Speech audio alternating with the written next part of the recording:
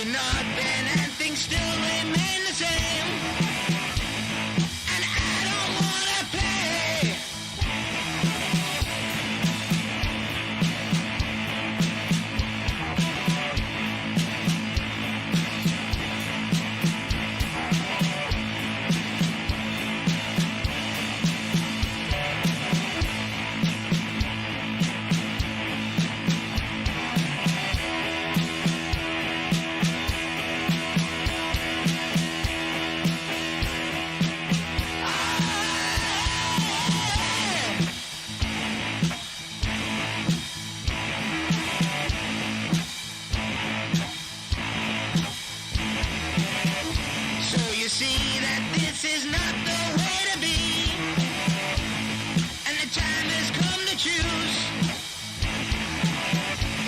Comes down to a fight between you and me, then you are doomed to lose.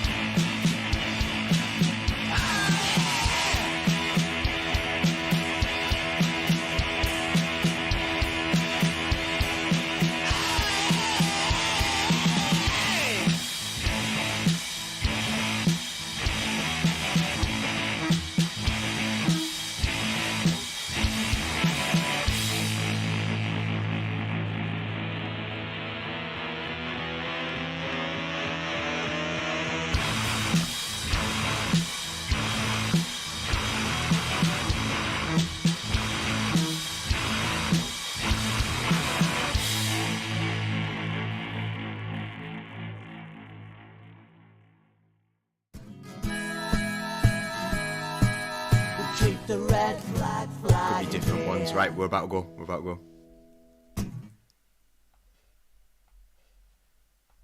Hello and welcome to Socialist Night Live on Socialist Think Tank. Tonight we've got a really special edition. We have some really good guests for you tonight. All about the new film by Dan Draper, which is called Manifesto. So what I'm going to do is I'm going to introduce you to each of the panel, and then we're going to get talking about the film. So I'm going to come to you first, Dan, the creator of the film. You've been on the show before, so some people will be aware of you from your other films as well. Now, this film's part of a trilogy as well, isn't it? So it's part of the trilogy. So if you talk about which were the other films in the trilogy and how does this play a part in that? Yeah, so we're sort of branding it the Hope Trilogy. The first one, Nature of the Beast, about Dennis Skinner, which we released in 2017. Which we followed up with The Big Meeting about the Romance Gala in 2019, and this is almost, I see this as the sort of third and final installment in a series of films, Manifesto that is, in a series of films, made during the sort of Corbyn years, if you like. The Manifesto itself, we started filming in early 2019, well, the idea came in early 2019, and we wrapped the last day of filming, which we done with Michael and Al, was in January this year. So very nearly 3 years of filming, and it's ready. We're just ready to get it out there now later this month. Wow, it's quite a long time to be filming that, so you must know each other quite well, the people who were in there. I think it's the longest we've ever worked on a film, and most footage we've ever shot, the longest ever spent on an edit. It has really sort of been, a labour of love, to use the cliche, if you like. It really has. But it's done now, and ready to sort of become part of that trilogy. I'm just intrigued to see what people make of it more than anything else now. Yeah, the trailer's like quite an exciting one for me, and we'll talk about what that what the sort of themes of the film will be and stuff, but I'm really excited to see it. And we've also got two of the stars of the film. Is that the right term to use? I use stars of the film. So we've got let's introduce you. So Michael, let's start off with you. Can you tell me a bit about yourself? So I'm just one of the activists. I'd say activist rather than stars in this context. That feature in Manifesto that Dan, or quite organically followed throughout our activism, throughout the Corbyn years from 2019 until, as he's just set out, to 3 years later almost. And during that period, I was the youth officer for the CLP and was involved in lots of the campaigns that we were running around that time. And it was all very organic the way it was all ran. It'd often be you'd turn up to a demonstration or a canvassing session, and Dan would come over with his camera and mic you up, and then he'd follow you around for for that session or that demonstration or that canvassing session. And it was really authentic, really organic of what we were actually doing on the ground. Did it feel when he was micing you up? Did that feel like an unusual thing? Did it make you feel more self-conscious, or did you just get used to it over time? It had a mixture of impact really, because when it's obviously something that you're not entirely used to when you're doing it at first, and every time he would mic me up or every time he'd put a mic on or start filming, it would always feel a little bit anxious. However, after about a few minutes and you started just getting into your stride, you'd often forget that you were mic'd up or you were getting filmed or whatnot, and it would just be what we were naturally doing and what we'd always be doing in that scenario really. So it was every time we'd be mic'd up, because it was over a long stretch, because obviously COVID happened in the period of filming as well, so it made things slightly different. But within the first few minutes of each being mic'd up, it was a bit anxious. But other than that, it got quite normal throughout the process, because it was over quite a long, substantial period. Yeah. Oh, right. So yeah, I guess a few people have experienced that. I've just had a comment in from Laura saying during her filming process, she kept on wanting to shout, "Shut up, Laura," when she watched the big meeting throughout that. So that's Laura from Socialist Think Tank there, thinking she was one of the people who they focused on in the big meeting in Dan's last film, and hating herself for doing that. But actually, I think she was pretty good, to be honest. You know, I am a bit biased on that one. Next, I'm going to introduce Alan. So, Alan. Yeah, I was CLP secretary in Walton, safest seat in the United Kingdom, for most of that time. And you kind of, I think it became natural, you know, to be mic'd up. You forget about it. You were more focused on the campaigning. I know it sounds mad, but one of the things that was going through my head in 2019, we'd got 85.7% of the vote, and we wanted to make sure it didn't slip back. And you had this obsession with this percentage that you'd got to stay the safest seat in Britain. We had a competition with Knowsley North, and we won it, of course, being Walton.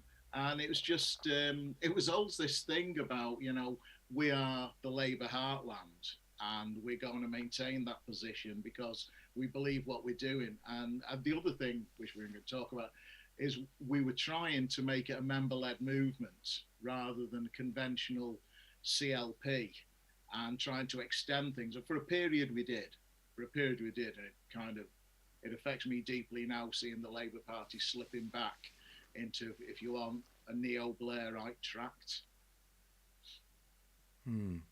Okay, so that brings me on to the theme of this. Now, I've seen the trailer only, but the trailer for me, it has a theme of people who are dedicated to changing people's lives, dedicated to trying to make a difference in the community, and it's about that like kind of old-fashioned traditional Labour Party value of being working class, of fighting for your own class, and you know that really for me comes across in simply the trailer. And I don't know if that's because I've watched Liverpool Walton CLP on Twitter, I've seen the things you put out, I sort of know what you stand for in general, so I don't know how much I'm projecting from a personal point of view on that. But is that what the film's about, really? Is it about like trying to change lives, not just win elections? I'll go with Dan with that one. Yeah, no, I think so. So I've been thinking about this quite a lot lately, and sort of because I think a lot of people just see anything, oh, it's a project. You know, a lot of the footage is from 2019. It's a project from the past, and it's about Labour and a lost election, and it could be quite depressing, really, for many people and many activists who put all those hours and miles in. But I don't think it is. I think what comes out of the film is the fact that it's politics from the coalface. It's working class activists in their communities, you know, fighting tooth and nail, and that's what really drew us to the project in the first place. You know, quite naively, I remember when I pitched it, to Alan, the CLP, the idea was we'd start shooting, and we sort of knew an election would come in 2019, and the sort of film will climax with, you know, the election victory, and it would almost be, the film would serve as a sort of, you know, a metaphor, a microcosm for Corbyn's Labour Party, you know, the safest Labour seat in Walton, community that's sort of been decimated by Tory cuts. That was the plan. That didn't happen, unfortunately, so we had to sort of rejig a few things. But then I think the theme that came through and why we carried on filming over the following 2 years was the fact that it is just sort of grassroots sort of activism. And it only became clear to me as the filmmaker that actually that's what it was about, without really thinking about it initially, if that makes sense. I grabbed the plans, and when they didn't happen, it was like, well, what is this film about? And that was the theme that came through. You know, you see when we start filming in 2019, the stuff that Alan and Michael are talking about is exactly the same as what they're talking about in the final scene of the film, you know, a year or so after the election. And it doesn't, it's about the community, and it's about sort of, you know, I think Al says at the end of the film, that's sort of where you roll your sleeves up and, you know, you get your hands dirty, and that's where politics starts, if you like. I think that's what the film's about. So I'm glad that came across in the trailer. So, like, it's about, like, you know, just general grassroots politics. It's about general grassroots activism. Is that, like, you know, is that what you both felt as people who were in there? Like, I'm interested in what those conversations are as well. So, Alan, like, what was the line that you said at the end, or do you know? Have you seen the film yet? I do, but I can't remember it all. I mean, when I was 14, I wrote "Long Live the Proletariat" on the blackboard at school, and had my spelling corrected by the RE teacher. I've always been a socialist. I can't remember being a child and not knowing what socialism was. My gran was a good socialist, and when she was dying of cancer, said never let the NHS go, and now it's teetering because of the health bill. And I mean, I only reluctantly joined the Corbyn project at first because, I mean, I'd been a socialist outside the Labour Party for most of my life.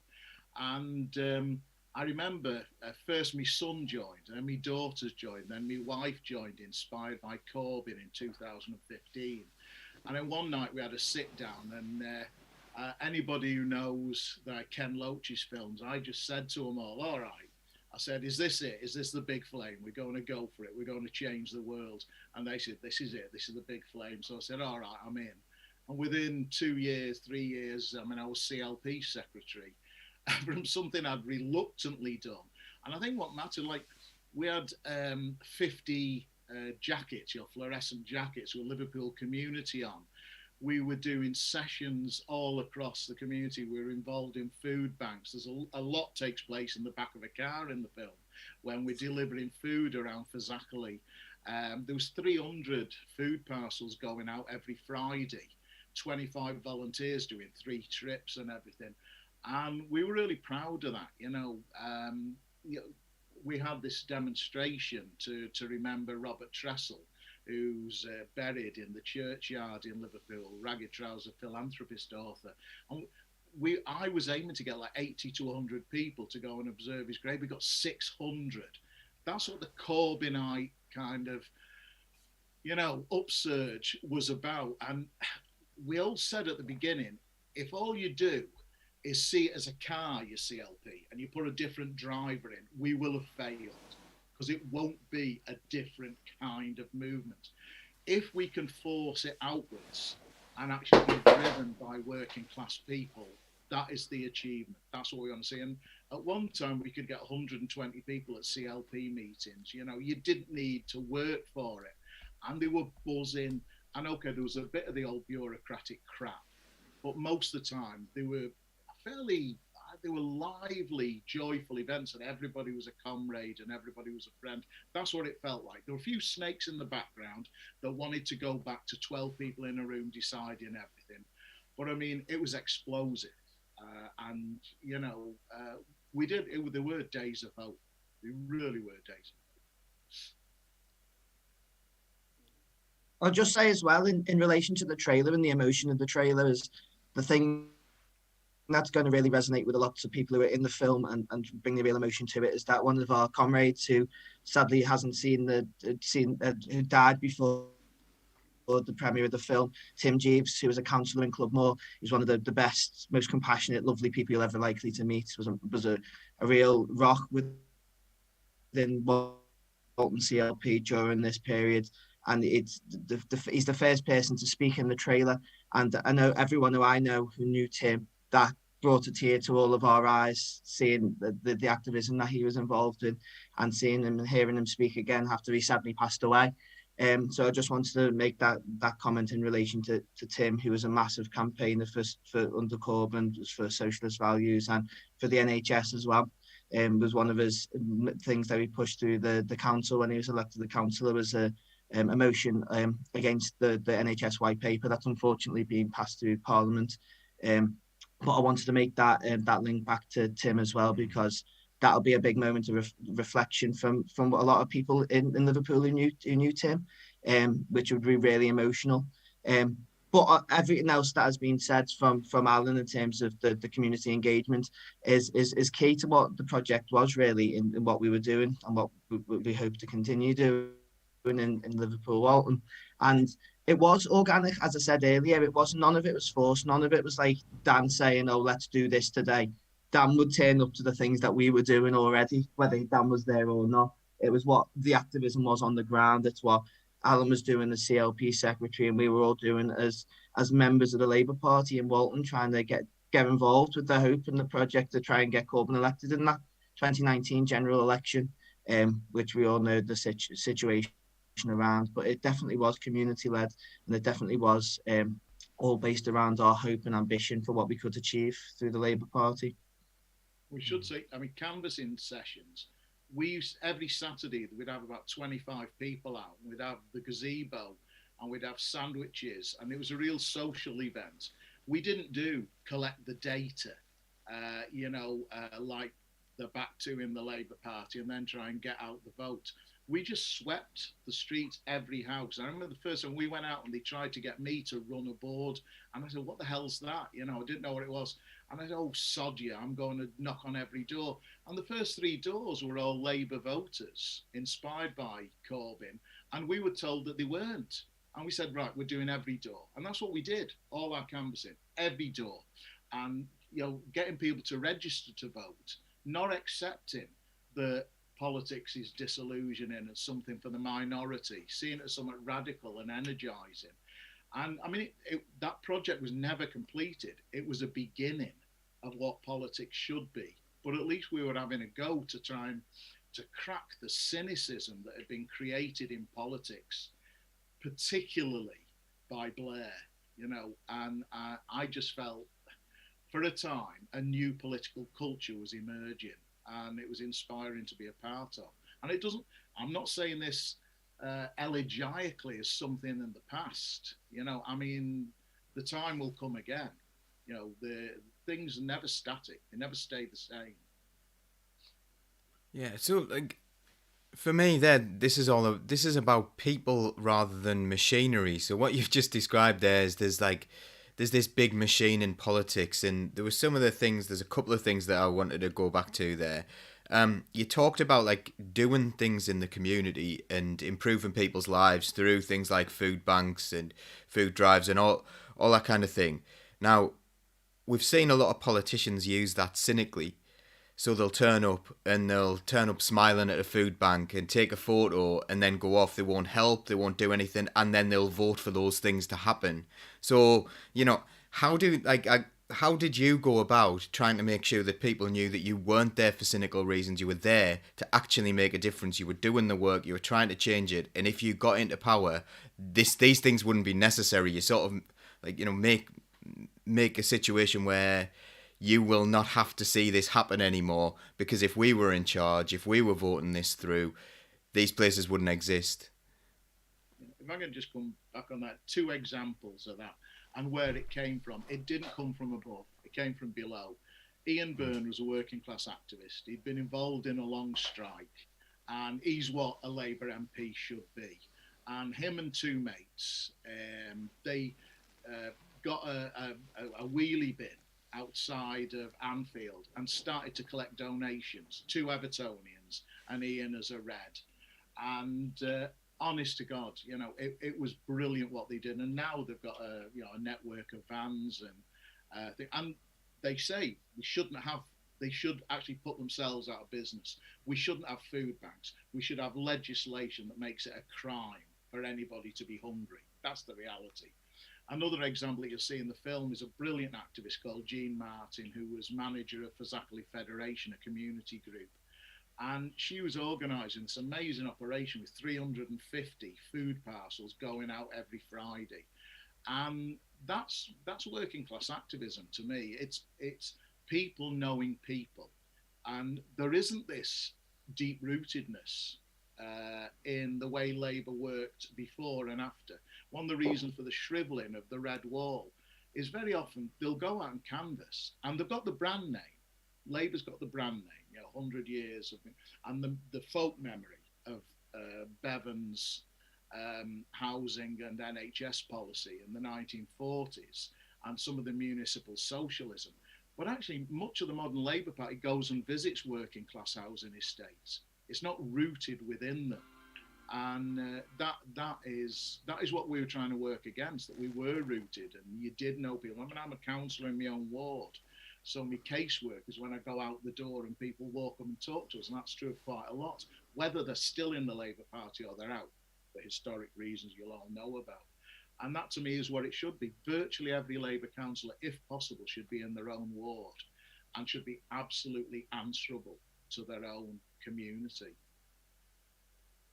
Just on the point where Alan's saying about the Ian, Dave and Robbie with the fan support and food banks, they went out campaigning during the 2019 general election and were using the slogan #ShutUsDown about food banks, about that. The answers were there in national policy, what we were pushing through Corbyn's project to make food banks redundant in society, because the project that we were pushing for had the answers to make them not needed for people. And obviously so that I think that those kind of authentic kind of messages as well, and there's the actions that were really heartfelt and were driven for change that stemmed from within the community really, showed that it was what people really cared about. It wasn't those kinds of fake opportunity that you mentioned earlier. It was real, genuine, heartfelt actions of solidarity from within the community to try and help and give support to people who really needed it. Good example. Michael's probably doesn't want to speak this out too much, but I mean, we had a youth event in a hotel in Anfield, and it was 130 people, and it was talking about ecology, talking about the possibility of a Green New Deal, and there was music, and there was laughter, and there was dancing, some bloody awful dancing, to be honest. I mean, I danced like Spotty Dog, but I mean, we had a ball then, and it was culture mixing with politics. We did try to do politics in a different way. And then you had a couple of the MPs speaking, and we always warmed to the ones like Laura Smith, who actually came out of real experiences. She was a primary teacher, got elected in Crewe, and she wasn't defeated in Crewe because of Laura Smith's abilities. She was defeated in Crewe because of the second referendum disaster. I mean, I spoke against it at the Brighton conference. But I mean, those things that we were organising, and particularly there was politics in the park. Again, Ian Byrne, who was powerhouse at the time, and Dan Carden, Socialist MP for Walton. We had 300 or 400 people in the Isle of Gladstone, this kind of farmhouse in Stanley Park between the two football grounds. And we had like Len McCluskey speaking, and Richard Bergen and Shami Chakrabarti and others, and music, and it was absolutely bloody inspirational. It finished with the farm all together now. And there is no better modern rock working class anthem. And, they're a socialist band, basically, rooted in Liverpool, rooted in the 90s, the struggle for justice for the 97 and everything. And it really all came together. They were the possibilities, and that was what was so exciting to be part of it. and bliss it was to be alive. You know, go a bit Wordsworth. It really was fantastic. That was also the first thing we filmed for the film as well. It's not in the film, but that was our first shooting day. What else is described? And I'll be serious about when Dan was saying to me, we're going to make this film. I mean, I was all thinking, Jackanory, these things, you know, people buzz around for a bit, it'll never happen. And it did, you know. And I think that's one of the reasons you got used to it was the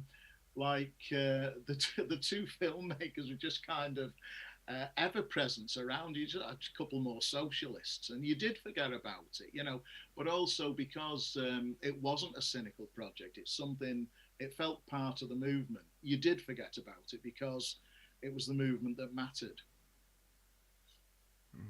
So speaking of like the way the film was made and stuff, I know like from the previous two in the trilogy, which was The Nature of the Beast with Dennis Skinner and The Big Meeting.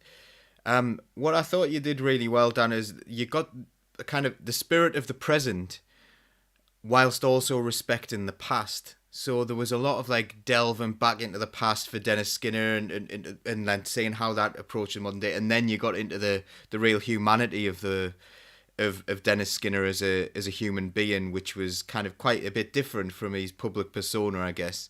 And then for The Big Meeting, there's a real human element there. There were people who were followed around, and then you looked into the past of The Big Meeting and then what was going on at the time. Is there a similar thing here? Is there any delve into the past, or is it definitely more of a feeling of just being in the present for this one? Ooh, that's a good point. So the plan with this one was to just totally present. It'd be a chronological film. We would, you know, the first scene you see would be in August 2019, and the last one would be, you know, the last time we filmed. And that's how it is, really. It's a lot more stripped back than the other two films. There's not much music, no archive moving forward. But there was a point where I thought it did need something injecting into it rather than, you know, just to sort of change the tempo of the film. Because, you know, we purposely, as Al and Mike were saying, you know, we would become part of the group in many ways as actors. So the whole, you know, visual sort of approach was the camera would always be handheld. And the camera work we didn't want it to be perfect at times. We'd almost go in for, you know, you can see when the camera sort of changes exposure a little bit or refocuses, and that's because we wanted the camera almost to be like a breathing thing, you know, and you could see the movements of the camera as it was with the CLP. So we've got that, but then when we got it in the edit, I thought it needs to be sort of at times sort of like calm down a little bit. It needs to be pockets for the film to breathe. So then when we go back out into the sort of the marches, they would have a greater impact. So there's about 6 or 7 chapters were injected into the film throughout that touch upon history. I would say more in a sort of in a poetic way, and it's more the history of sort of class struggle as opposed to the history of the Labour Party or Walton, if you like. And that the theme for that was, again, as Alan talked about before, Robert Tressel. We decided to sort of basically make Robert Tressel a member of the cast with this film, which I just thought made a lot of sense, especially because the idea for the film came after the march that Al organised for Tressel. I remember going along to the dance thinking, like, bloody hell, there's something going on here. This needs to be captured. So the Tressel link was there. And then, yeah, we wrap it up through sort of, you know, the end scene of the film takes place at Robert Tressel's grave. So that's the only bit of history. So history is there, but nowhere near as you would get in a sort of traditional documentary of some nice pathé footage, or you would go to a historian talking about something. It's we tried to sort of just touch upon it and sort of weave it in very sort of subtly. Yeah, it's interesting when you talk about the history because, and we got a brass band from just on the edge of Merseyside, because that isn't really part of Liverpool's tradition. You know, there have been bands, I mean, orange bands in the case of the 1911 Transport General Strike was probably more likely than the traditional brass band of the north of England. I mean, I'm from that kind of tradition because you can tell by my accent, I was born in Warrington, brought up in Crewe. And when we tried to delve this bit of history about Robert Tressel, there wasn't a Labour council till 1955. Walton wasn't socialist till 1964 under Eric Heffer. So compared to like where I grew up, Labourism is a lot more recent in a lot of ways. Syndicalism, the upsurge of unskilled trade unions is as important. The sectarian dimension in Walton has always been there. So it's like we were trying to generate a labour movement perspective at the speed of light almost, if you understand what I mean, because it was much more recently endowed in this area of Liverpool, you know.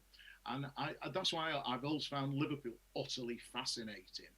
There's kind of, it's the worst of places and the best of places. I mean, I love the place now, you know, more than anywhere I've ever lived. But the dark side of it, that sectarianism, the racial exclusion of black people in Liverpool, the foul treatment of Chinese seafarers, it is really quite an explosive place with a lot of contradictions, you know. And it's very recent that Labour that Labour's dominated the whole city. And the one thing I'd give a warning on, Scotland could happen in Liverpool, and Starmer could be the agent. I don't know if there was any footage ever shot of it or it's in the film, because I've not seen the full film yet. I've only seen the trailer. But referring to the history, and the history is always something that we did as a CLP, something that we did and reflected on, and that was started when we started doing the Eric Heffer Memorial Lectures. Because Alan stated that Eric Heffer was the first Labour MP for Liverpool Walton in '64. And he kind of started this socialist tradition.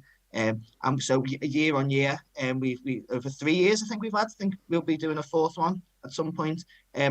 We reflected and we got a key speaker who would speak on the current situation, but linking it back to kind of the ethos and the history of Liverpool Walton and Eric Heffer and the socialist tradition within Labour itself, and how that came to be. So we always did try and link it back through our activism as well to the history that we'd experienced and that had happened within our communities before my lifetime. But it's important that it plays an important role in terms of what we were doing in the present and what we will do in the future. So was it like for you, was it more of a Labour Party thing, or was it more of a socialist thing? Like what's the feel of the film? Do you think this is like under a Labour Party banner, or is this something else? Is that like everything that you're talking about seems to be about like communities and people and bringing people together and things like that? Is that like something that you saw the Labour Party as at that time, or did you see it as socialist, or is it like kind of a bit of both? Is that what the Labour Party should be? This is a really open question, so feel free to chime in and come into this from any angle at all. And for me, it's about socialism. It's about socialism from below, the emancipation of the working classes, the act of the working class itself. And that was always my perspective. That's why I didn't join in 2015. I finally joined in 2016, which was relatively late, if you want, for people convinced of the Corbyn project. And that's because I had a huge scepticism about the Labour Party as a vehicle. Because I knew its history inside out. Do you know what I mean? And we were trying to do something that had never been done, to actually turn Labour definitively into a socialist organisation, a mass socialist organisation. I mean, now you have to pinch yourself to say that it had well over 500,000 people at its height, and there was a great deal of member engagement, but we shouldn't exaggerate it. I mean, I think RCLP was relatively a minority. Lots of CLPs, the meetings didn't change that much. Lots of the right-wing leaderships in CLPs excluded the new left-wingers. And I think one of the biggest problems, which you don't really see in the film, but is that some CLPs where the left could have taken a majority compromised with the right. And that was the Achilles heel that laid the basis for the downfall. And you see it in the film. Like, it starts with me sitting with Dan Carden, the MP, and we did this radio car thing, and it was pouring down. And we were driving around, and we were aware that the polls weren't good.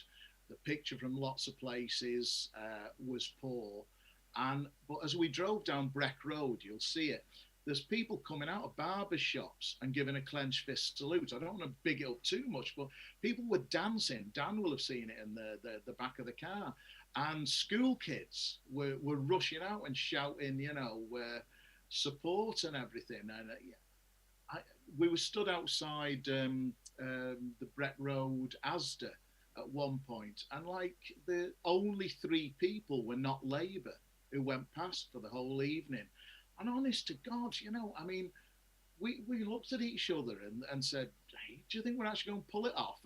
Are they as different to the polls as they were back in 2017? Are we really going to do this? And it was, you'll see our faces when we're at the count.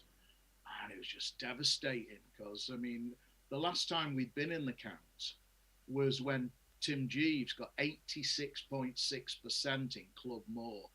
And that is virtually unheard of in British politics, 86.6%. Do you know what I mean? And then, I was standing next to this Tory, something I've not done very often in my life. And he tried to talk to me as we watched, the Red Wall collapsing, even though the Red Wall's a myth. And we're watching on the television, and he starts to talk to me, and I said, excuse me, I'm not having any Tory intruding on my grief. Go away. And that was what it felt like. It was just, oh God, you felt the dream shriveling like a bloody Christmas balloon 5 days after the holiday. Do you know what I mean? I'll never forget that. Never forget the feeling when we were in the tennis centre watching the votes come in. Bloody awful. Absolutely, I remember it very vividly. And I think Dan was filming the morning when we were outside Rice Lane Station. And we were outside Rice Lane Station. It was freezing cold, as you can imagine. But everyone, the mood was electric. There was a feeling then that we really had a shot. Every person that came past, every bus came past, there was people waving through the windows. The buses were honking the horns.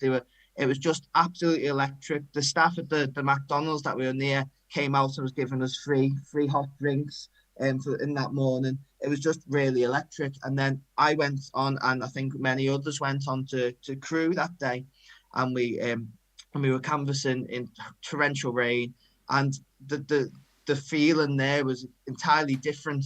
The feeling we were walking on to working class housing estates with Tory posters in the windows. And there was some really quite emotional moments for a lot of us when we seen people living in poverty and living in real poor conditions that had been out to vote Conservative in that election against the project that would have provided the answers to the troubles they were facing. And that caused a lot of pain for a lot of the activists who were there, because as Alan said, when we were at the count that evening, that was the night actually that Tim was elected in a by-election on the same night as the 2019 general election. Walton was retained as the safest seat in the country with 84.7%. Tim Jeeves had won a council election with 86.6%. And then we looked elsewhere and we were losing titans of the movement. We were losing people as MPs like Dennis Skinner, like Laura Pidcock, like Laura Smith that we'd lost in that time. And it was really heartbreaking, because we'd had such a roller coaster throughout that day and throughout that campaign and throughout our involvement in the Labour Party to try and achieve that project. And it was just such a diverse range of emotions during that day, because we were cheering successes for our local comrades that we knew and respected and we campaigned tirelessly for. And then we were losing people around the MPs around the country who many of us had campaigned for some of them, and we had a lot of respect for, and we knew their importance in our movement, which it was the movement that we had created. So it was a real roller coaster of emotion throughout that period. I think this, like, that's one of the most important scenes in the film. It's almost right in the middle of the film, the count, because it is almost like just putting the brakes on all of a sudden on everything that the film does for 55 minutes, and then we get to the count, which was absolutely depressing. I remember, and I remember when we were there, Alan, the cameraman, was like, should we get a few interviews? Because usually we would go around, we would shoot some stuff, but as the guys were, we mic them up and we'd just do a quick interview. But I was looking around, I was thinking, like, I don't think we need to we don't need any words right now, because it was literally people's faces could tell the story. You could see it. There's a little moment of joy in there, which almost sums everything up when Tim sort of wins in Club More. And I think, for me personally, the most powerful shot in the whole film is in that section. It's just after Ian wins, and he comes off stage, and the CLP is sort of hugging him and kissing him, but it's so quiet and strange. It's just quiet congratulations, well done, and then there's a shot of Ian as he hugs Susan from the film, and she's crying, and she just says, like, well done, and she looks into the camera very briefly, and it's just there, and like the hour mark in the film's like, that's like the agony and the ecstasy of sort of the whole film in one shot for me. And then to go back to the early point, after that, that's about, the film's 90 minutes. That takes us up to 60 minutes, so 2/3 of the film are focused up to our election. But then it was about 2 weeks after, we're back out on the marches. There's a rebirth, you know what I mean? I can't remember what the march was, but the same people are there again on the streets. It's freezing cold, but the march goes on, if you like, and it's just like, and I think that's what sums it up for me. It is about socialists, the film, and it's about socialism. I always think it's about Labour over Labour with a capital L, if that makes sense. It's about that sort of, the work put in to change the world from the bottom up. Mm. Yeah, I'm one of the sad things, not in the film, but it's like a political defeat, like happened with Corbyn, can feed into defeats in the Labour movement. And we were all on the recent demonstrations for the P&O seafarers. And I mean, people being shackled at their place of work. And this is in Liverpool. And, we were not able to stop that. I mean, it's intensely worrying, that this can be happening in the Labour movement now. And I don't see any electoral advance, without an accompanying advance in people's conditions of life, in the trade unions getting really rooted. I find the most exciting trade unions at the moment, as a Unite member, maybe I shouldn't say this, but is in some of the newer unions, trying to organise Deliveroo and everything. And I think trade unionism should be like Joe Hill when he went into the kitchens as a restaurant worker and organised the kitchen staff and got them out on strike. There's a whole layer of people who, Michael will talk about, young people who barely know what a trade union is or what it's for. And trade unions cannot be people who book you your holiday and your car insurance. They've got to be people who improve your conditions of life. And those demonstrations in the film are about a Green New Deal and the rest of it. I mean, I can remember in the 1970s, going on demonstrations and everybody was singing Joni Mitchell, Big Yellow Taxi and everything, about ecology. That message has been about a long time. And now the bloody planet's burning and loads of people don't have any urgency about it. And there you've got Starmer making pledges and then walking away and driving the Labour Party trying to be more monarchist and responsible than the Tory party. And it makes me want to projectile vomit red bloody spume, to see 2017 turning into that. Do you know what I mean? Jesus wept. Sorry. I'll come in. I'll come in on the point about, because Alan's right in respect to, like, there'll be mornings where we were getting up when the RMT were on strike, over keeping the guard on the train, and they would often be very cold, dark winter mornings that we would go up for those demonstrations. And a lot of the people I knew, I was at university, and a lot of people going, what are you doing? Like, why are you getting up to what? And I'd go, like, talk about the issues, and right, people go, what's a trade union? What's the RMT? What's a picket line? And that kind of was important in a way, because when you're involved in things, you don't realise sometimes that other people outside of the bubble that you're operating in don't always know and understand through the lack of political education that's in our system. So that's why we did other events. That's why Alan mentioned earlier, we did the climate event that I organised alongside Ian Byrne again, and Tim Jeeves was involved, and Sarah Henney. There was a number of us involved in that in that event. We called it 11 Years in Counting, Climate is a Class Issue. So it was linking together because that was what I wanted as the youth officer, to get more young people involved, which we successfully did. But we also wanted it to link to the working class struggle. So we were bringing together the climate crisis and the answers that we had and solutions that we had as a movement for that, and linking it in as well with working people and how they could be involved in that as well. Because at this event, as Alan mentioned earlier, we had politicians speaking, we had trade unions speaking, we had trade union stalls who were signing people up for trade union to the trade unions and telling them what they could do and what they were involved in, and how they could help. And I think that was a real key part of what we were doing, is we were spreading that message, and we were that hope, and we were trying to educate and in a very inclusive kind of getting people involved kind of way as well, and about these things, because that's what I wanted to do, and that's what we did. Because we didn't that event we didn't make exclusively only for Labour Party members.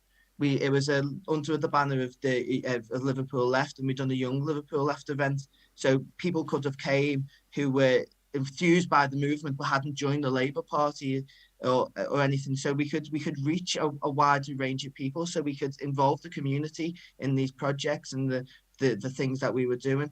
And I thought that was really key to everything that we were doing at that time. And that's just one example of an event. I'm sure there's a dozen more that between me and Alan we could come up with about where we did work like with things like that, to bring people into our movement and grow it, because we wanted it to be people powered. We wanted it to be the most people involved that we could possibly have. And that banner was everywhere. You know, the banner is one of the most emblematic thing in the film. Is it's got, you know, Jeremy Corbyn, Ellen Wilkinson, and Iron Bevan and Keir Hardy on it, and there wasn't a strike, anti-fascist demonstration, you know, ecological protest where that banner didn't appear. It was everywhere.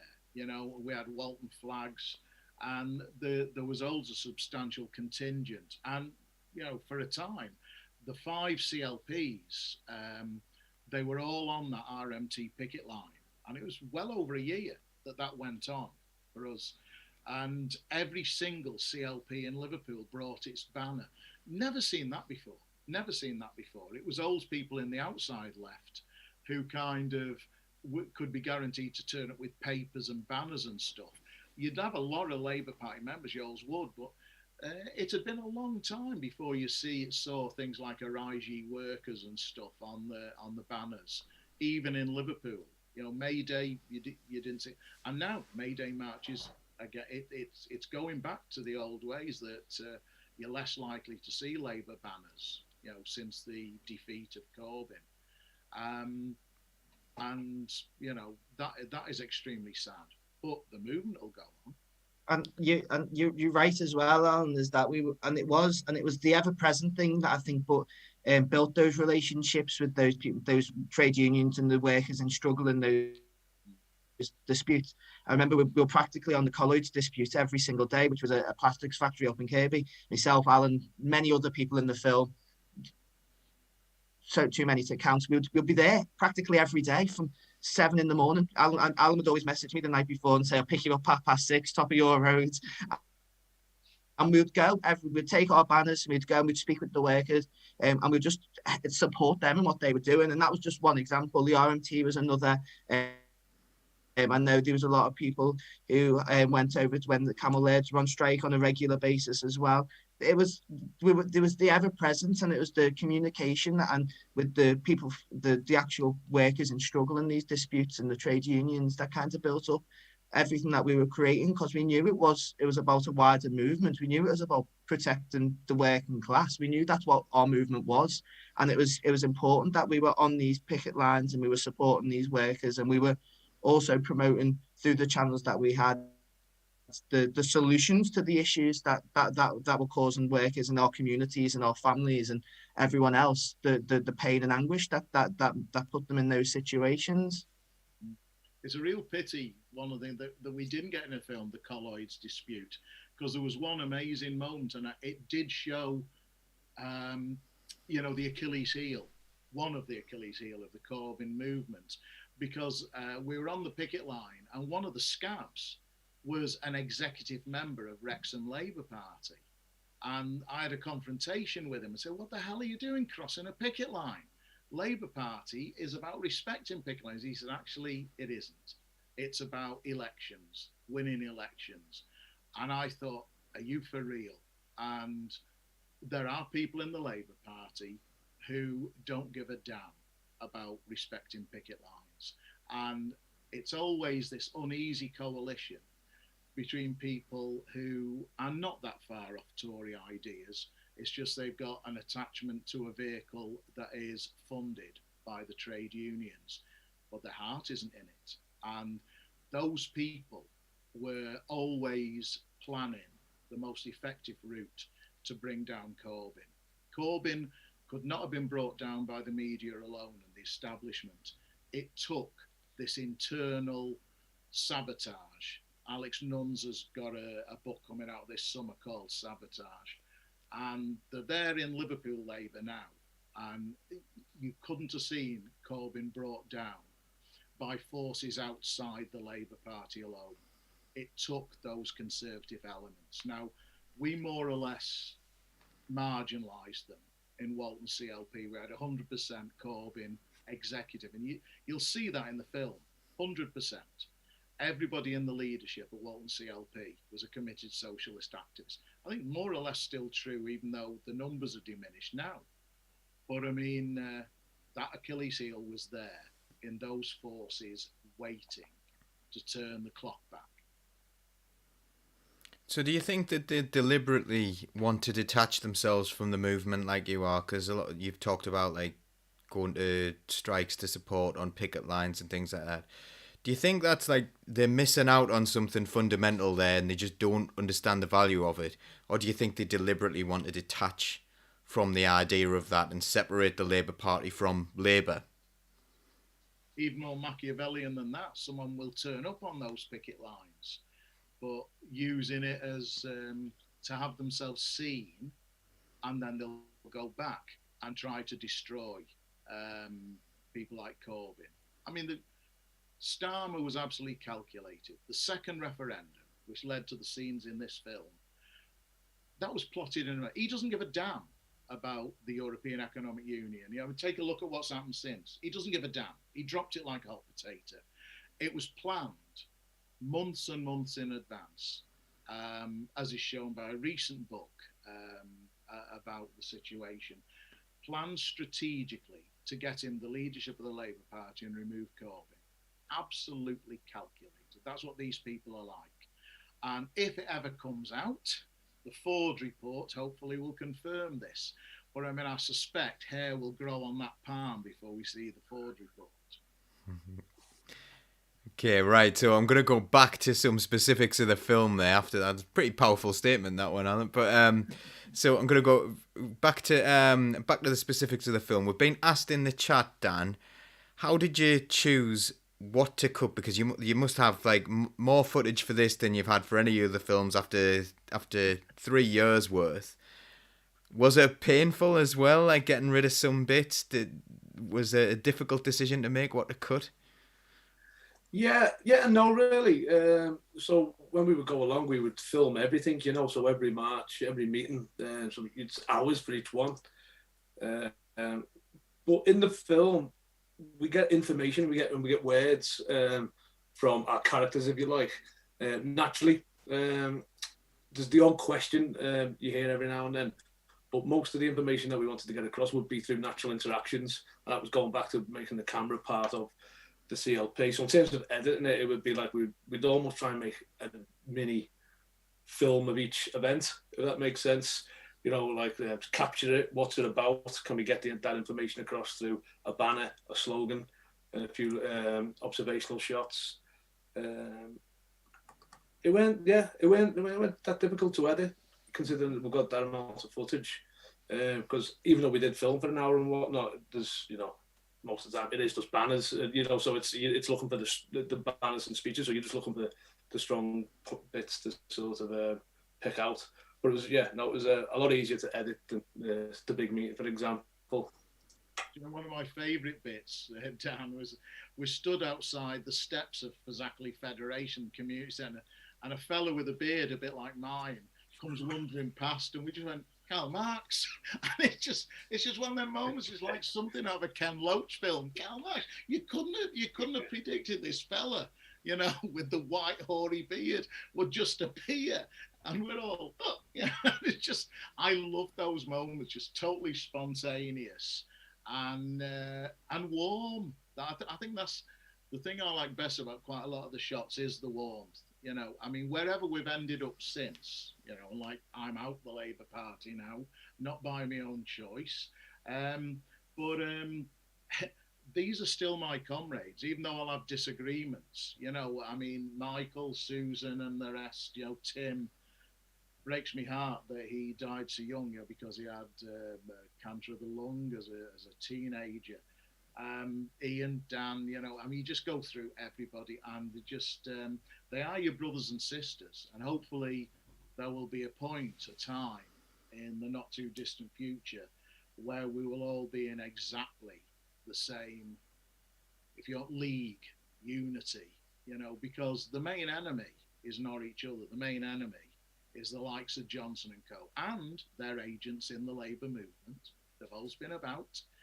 The CIA had encounter and all these things, and they infiltrated the Labour movement, and it's documented. You know, Corbyn wasn't brought down spontaneously. He was brought down by a systematic operation, and there will be agents of the state involved in that. I'm not being paranoid about this. It will have been orchestrated. Stopper. Yeah, no, another powerful statement there.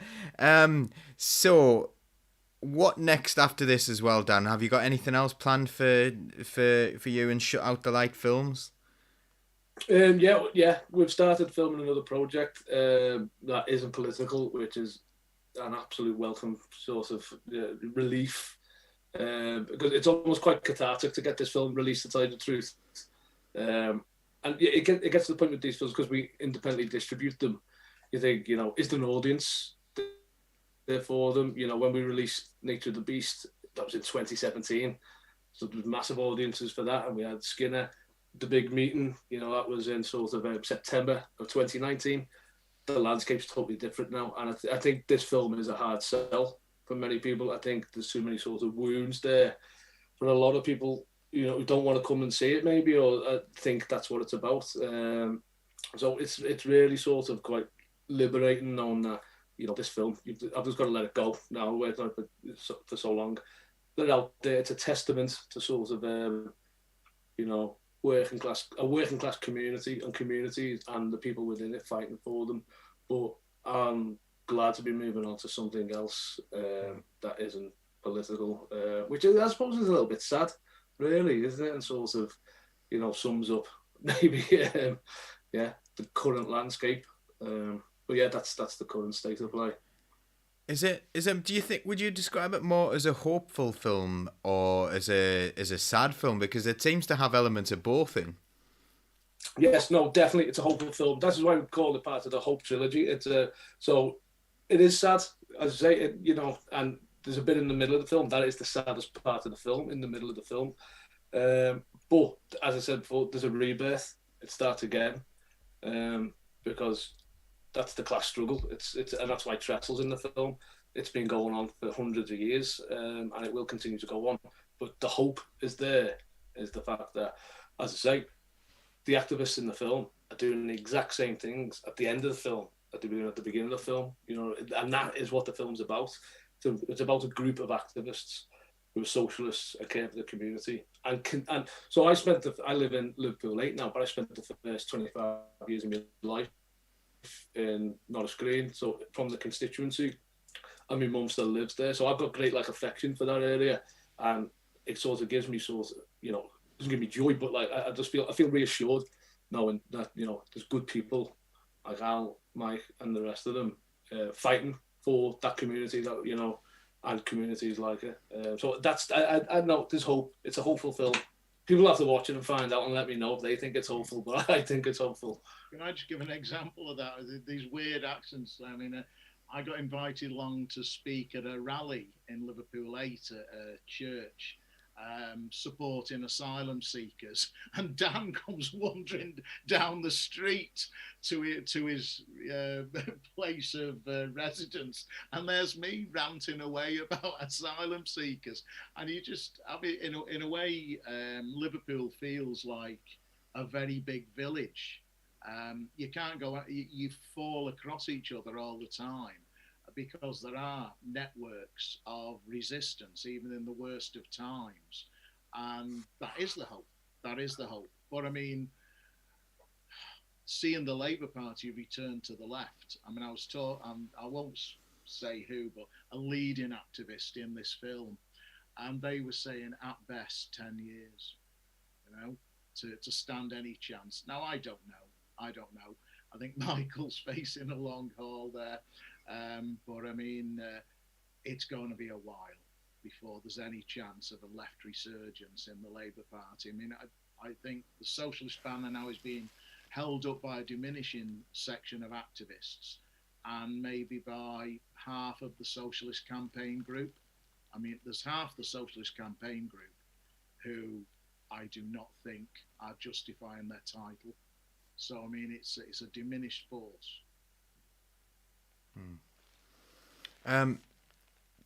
Right, I'm going to do some logistics now. So, where can we see this film? Because I'm excited to see it, and I think there's a premiere in Newcastle coming up, which I'll be going to, I think. So, where will we be able to see this film if we want to watch it?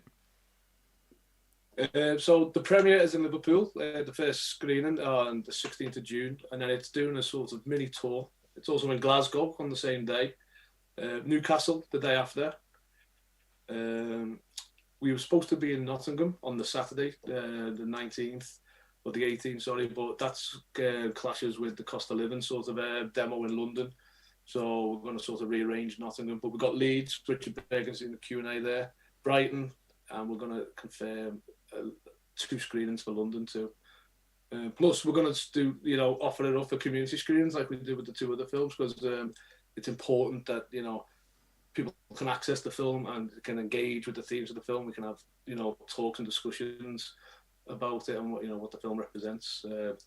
So yeah, it will be. It's getting out there, and we will sort of try and make it as readily available as possible. Excellent. So when's the date of the Liverpool one? The 16th of June.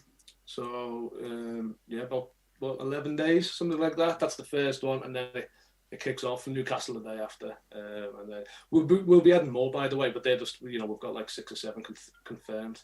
But yeah, that's when it starts, the 16th of June. Excellent. And is there a place where people can go to see if there's one in their local area? Is there a website or anything that people can go to check? Yes, there is. It's if you go on Shut Out the Lights Facebook or Twitter or Instagram, is there a link tree? I'm not too sure what one is. I've just been told one of these, and that lists the screenings. And I just see a question there. Will there be any online screenings? Yeah, eventually it will sort of go on some platform as well online in a couple of months, and DVD for any older people who like DVDs, like myself. I don't look DVDs, at me. You know what I mean? Yeah. So no, it'll be out there, and yeah, any community groups, organisations, right? If they want to screen it, then get in touch, because that's what I've loved about the other films, just where they've played and the audiences you get there. And our film can do something more than just be a film. It can be a community event, a fundraiser for charity. So hopefully we have a little bit of that along the way as well. Yeah, so we've got Mark Lungley said no West Midlands date. Oh, sorry, Alan. I was just saying Mark Lungley said no West Midlands date. And we're going to have a piano player to do all the bits in the middle, the exciting bits where you tie Dan Draper to the railway line with an oncoming locomotive, So as I was saying, Mark Lungley said there's no West Midlands date, and with a little teary face. Well, maybe you could set one up, Mark. Maybe you could have a look for doing a West Midlands one and ask for a community screening there, and then you will have a West Midlands date. Is that the message to get out there, Dan? Oh, without a shadow of a doubt. If you sort of want to screen this film, you can. We'll do everything help you, and that's again that's where it becomes sort of, that's what you want. This is where almost like the film sort of starts to sort of influence viewers and audiences. How you can sort of like grassroots sort. That's where like you talk about the films about grassroots politics, but we can have grassroots sort of cinemas and events, and that's. I was really taken aback, especially up in the northeast, the many people who sort of screened the big meeting, and across the country with the Dennis Skinner film that I've seen. Actually, there's another way to screen films away from cinemas, and a much more sort of open and sort of democratic way of watching films. And that's it. You want one in the West Midlands, get in touch. You want one anywhere, get in touch. And you can play it in the library, in a pub. We actually had a screening of the Skinner film in a van at one point. So yeah, anywhere you want to screen it, you can. Absolutely brilliant. So what I'm going to do is I'm going to come around each of you and have some closing words about the film and about anything that you want to bring up, and then we're going to say good night. So Michael, I'll come to you first. Anything you'd like to say to close up? So I'm just really glad that it's finally come to fruition and it's finally coming out, because it has been 3 years since we started with this seed of an idea of what was going to come and happen. And all the work that Dan put in, along with Alan Neely, the cameraman as well, who followed us around and became part of Walton CLP for those 3 years. It's really exciting to kind of see it come all together. And as a memory of what those years like were in the Labour Party and in our communities, with Corbyn as the leader of the Labour Party. So it's really exciting time. Really looking forward to seeing the premiere on the 16th. And I hope loads of people come as well. And just thanks to Dan, Alan, and everyone else who were involved in the creation of the film, to have this kind of legacy, kind of archive for us as activists to look back on and see what the things we were involved in that we probably otherwise wouldn't have in the same way, that we can look back on and see the things that we were involved with during that period of time. Brilliant. Thanks very much. Alan?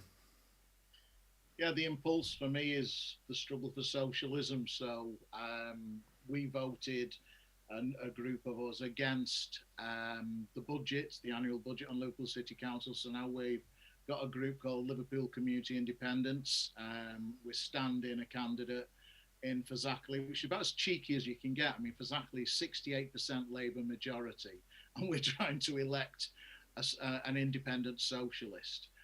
That's my coda, but I mean, I believe my values have not changed. My values are the values enshrined in that film. They're the values that I felt when I was 14 and wrote "Long live the working class, long live the proletariat" on the blackboard. They'll always be, my values. The vehicle by which you express them might change, sometimes by choice, sometimes by necessity, but the emancipation of the working class by its own action is, to me, what's embedded in that film. Brilliant. Thanks, Alan. And Dan, to finish us off. I suppose with any documentary, it's at least 50% reality, really. And we were incredibly lucky that our reality was these activists in the film. So I can only thank them for sort of letting us pester them for 3 years, wherever they went. And yeah, if the film's any good at all, it's only because of the subjects in it. We literally just pointed that camera at them. If the film's got any emotion, if it's got any energy, if it's got any life or hope, it's down to the people in the film. It's really not down to us as the filmmakers. So I want to thank all the activists in the film who sort of allowed us to go along with the ride, if you like, and capture this. And it's a chronicle of endeavour, but also a little bit of hope. But it's down to these guys, and I want to thank them for that. Brilliant. It's all about hope, isn't it? So, well, I hope, from my point of view, I hope that the film screenings go well. And I've got a little idea now. What about doing the film trilogy? Like, at some point, someone's going to do that, isn't it? They're going to put the whole trilogy on as one and culminate with this one at the end. That would be a good day. Maybe for the winter, that one though. Maybe when it's not so sunny outside. or have like an open air screening or whatever. But okay, well, thanks everyone again. Thanks for joining us on Socialist Think Tank tonight. If you're listening again, if you're listening to the podcast, make sure that you are sharing this. Make sure you're telling people about it. Thanks to our guests. You've been absolutely brilliant. I can't wait to see the film.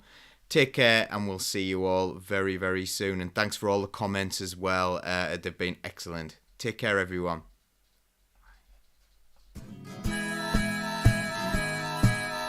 Keep the red flag flying here.